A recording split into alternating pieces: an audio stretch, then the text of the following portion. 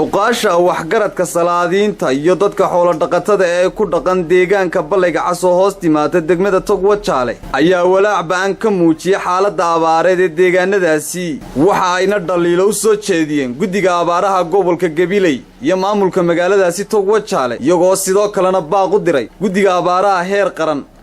Balayga Cas oo mashruuca Wajaale meesha baabaraadan baadigta وحوللية وبيرلية dadkana waxa haysta abaar laba jira haween anigu ah chief caaqilkii bahabra binaadamka markii uu dhibaato ku dhacdo ayaa la kala gartaa ninka mas'uula iyo ninka aan mas'uuliyad qaadi karin dadka gobolkan Gabiley mas'uulka ka waa xamas baan leenahay way mas'uuliyad ma qaadi karaan tawstu markay dhacday qofka ku dhacdo ninka gurmadkiisa la arko hagar bixiisa la arko kartidiisa iyo dadnimadiisa la arko ayaa lagu soo hirtaa aartaa laba jirsatay biyaa la bixiyaa caws baa la bixiyey raashin baa la bixiyey intaa midna lagama qayb galin dadka goobtan degan waa nasiib daro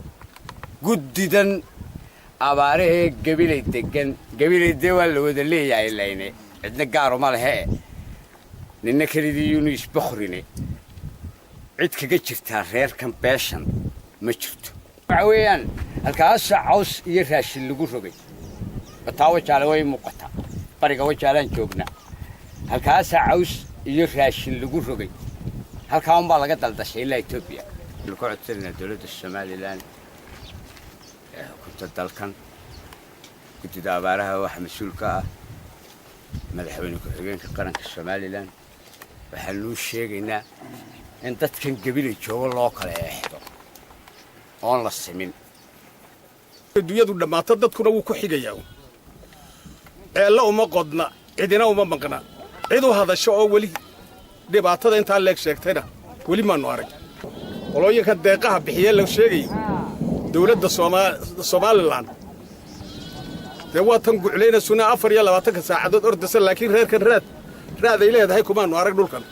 marka waxaan aad ugu baahanahay oo aan qaylo dheer iyo tu gaaban baan fidinana cidii awood u leh inay wax taakulayso dadka Ilaahay baa awood leh in ay dadka soo gaadhaan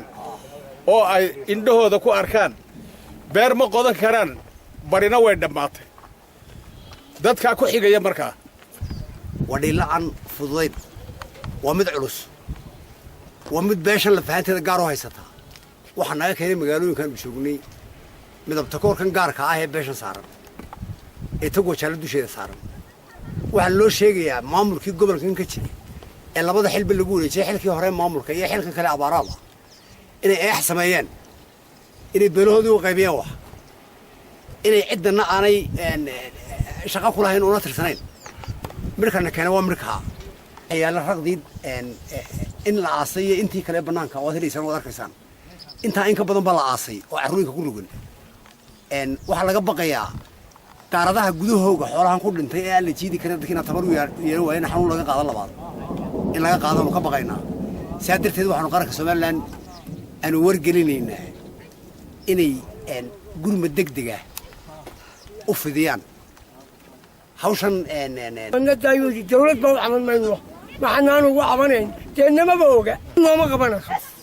markaan waxba ay qabanay Ilaahay oo ku cabtaa ay roonti ya waadarka saa sidee iyo sagaashan waana intaan waa joogaa guri ya wada maxaan ugu cabdaa ima booge Sakariya Nuux Ibrahim telefishinka caalamiga Raya TV gobolka Gabiley.